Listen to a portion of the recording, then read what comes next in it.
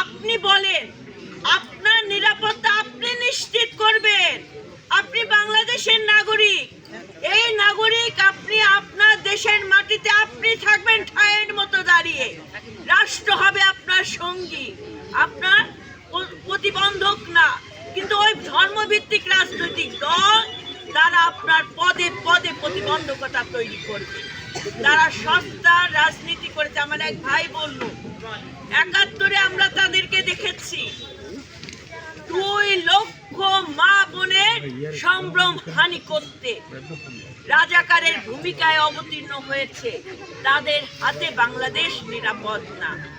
আপনার নিরাপত্তা আমি বলছি, হিন্দু সম্প্রদায়ের মেয়ে হয়ে দলের গুরুত্বপূর্ণ দায়িত্ব পালন করছি, সততা ছিল বলেই পারছি, না হলে কিন্তু পারতাম না। তো আমরা তো আছি আপনাদের পাশে, ভয় কিসের মা? আমরা এগিয়ে যাব, আমরা তারেক রহমানের হাতকে শক্তিশালী করব এবং তারেক রহমানকে দেশ পরিচালনা করার সুযোগ তৈরি করে দেব, যাতে করে তিনি এই পরিকল্পনাগুলো বাস্তবায়ন করতে পারে। আমি বুঝাতে পেরেছি না? আমি কিন্তু শাল্লাতে সরাসরি যখন হিন্দু পাড়াতে তারা হামলা করে, যুবলীগ, ছাত্রলীগ, আপনার তৎকালীন আওয়ামী লীগের উপজেলা চেয়ারম্যান, এমপি ওই হামলার সাথে জড়িত ছিল, ওই ঘটনা সরাসরি জনসম্মুখে নিয়ে আসি।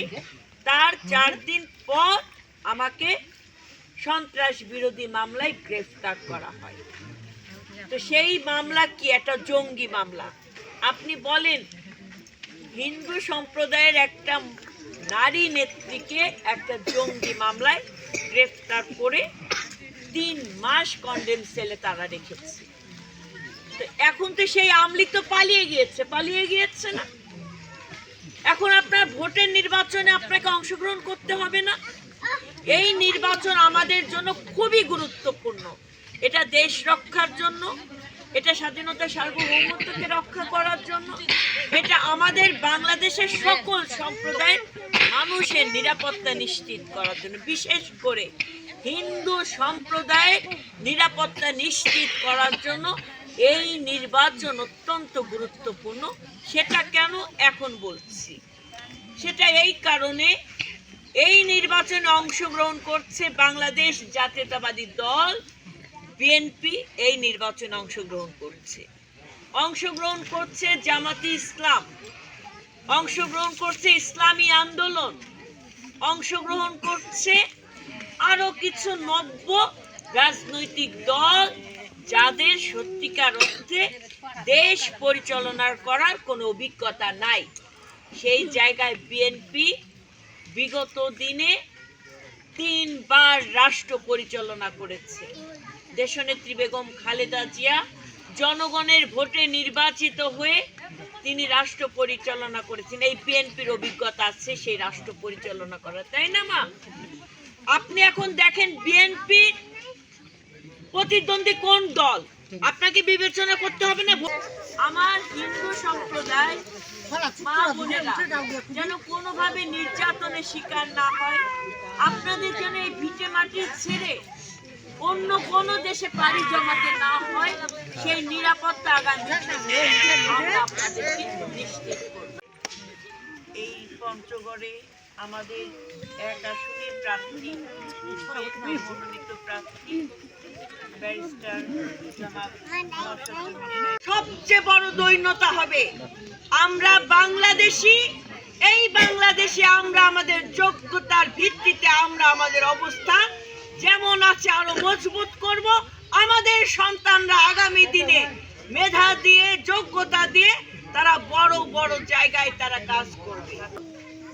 এবং আপনারা ঢাকা জেলার কথা শুনেছেন, সারা বাংলাদেশে যতগুলো জেলা আছে 64টা জেলা, তার মধ্যে ঢাকা জেলা অত্যন্ত গুরুত্বপূর্ণ একটা জেলা, তাই না?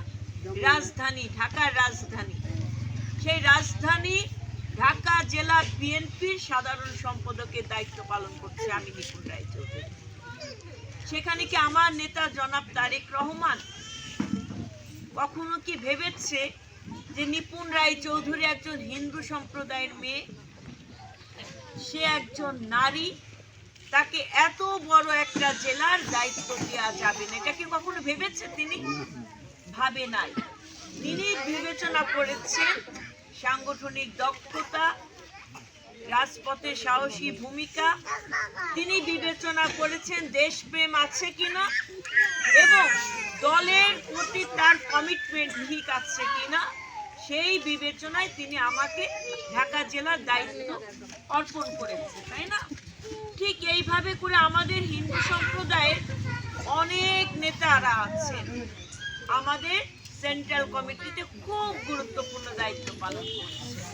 যেমন বাবু গয়েশ্বর চন্দ্র রায় সর্বোচ্চ নীতি নির্ধারণ ফোরামের একজন সদস্য, অ্যাডভোকেট নিতাই রায় চৌধুরী তিনি বিএনপির ভাইস চেয়ারম্যানের দায়িত্ব পালন করছেন। এইভাবে করে আমাদের সহসাংগঠনিক সম্পাদক আছেন জয়ন্ত কুণ্ডু, আমাদের বিজনকান্তি সরকার আছেন, বাবু বিজনকান্তি সরকার তিনি উপদেষ্টায় আছেন এবং বিভিন্ন জায়গায় আমাদের নেতৃবৃন্দরা আছে। অর্থাৎ আপনার সংখ্যালঘু কখনো নিজেকে আমরা ভাববো না, আমরা ভাববো আমরা সবাই বাংলাদেশি, এটাই হচ্ছে আমাদের সবচেয়ে বড় পরিচয়। প্রোভাইড করতে হয় আপনাদের সবাইকে ধানের শীষে ভোটটা নিশ্চিত করতে হবে। এটা গেল আমাদের নারীদেরকে স্বাবলম্বী করার জন্য ফ্যামিলি কার্ড। জনাব তারেক রহমান আর একটা কার্ড দিয়েছে যেটা আমার গ্রাম বাংলার জন্য খুবই গুরুত্বপূর্ণ, সেটা হচ্ছে কৃষক কার্ড। একটা কার্ডে 10 সেবা আপনি নিশ্চিত হবে। এই কৃষক কার্ড প্রতিটি কৃষক পরিবার পাবে, কৃষকেরা পাবে। সেই কৃষক কার্ডে পদকের দায়িত্ব পুরো জেলা চালাচ্ছে আমি। তো আমি তো হিন্দু হয়ে আপনাদের একটা ডিস্ট্রিক্ট চালাচ্ছি, একটা 64টা জেলার মধ্যে একটা জেলা চালাচ্ছি আমি। তো আমি আপনাদের খেয়াল রাখতে পারবো না? আপনাদের সুখ দুঃখের কথা আমি বলতে পারবো না? আপনার মন্দির যদি কোনো সমস্যা থাকে, আমরা আগামী দিনে বিএনপি ক্ষমতায় আসলে প্রত্যেকটি মন্দির আমরা সংস্কার করব, নতুন করে স্থাপন। মানে যদি কোনো প্রশ্নে সবাই মিলে এগিয়ে যাব এবং আমরা একতাবদ্ধ থাকবো সব। ঠেলে দিয়া ভোট লাগে দেব আনা টিকা দাদা আমার করবা মারি দাদা আমার আচ্ছা আমার 20টা বানাই দিছি